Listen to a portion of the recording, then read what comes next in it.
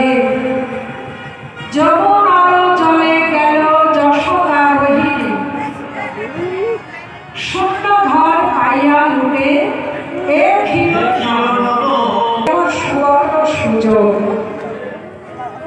সুবর্ণ সুযোগ এবং গোপালকে সেবাও দেয়। তাহলে গোপালের এহেন মনের অবস্থাটা কেন? হরে কৃষ্ণ।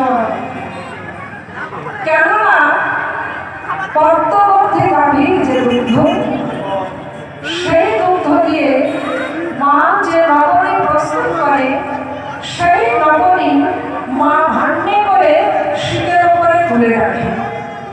গোপাল যদি বলে মা ওই পদ্মবর্ধে গাভীর দুগ্ধে ওই নবনী আমাদের একটু দাও না, মা বলে গোপাল ওটা হচ্ছে নারায়ণ সেবার বস্তু, নারায়ণ সেবা দেওয়া হবে তারপরে প্রসাদ পাবে।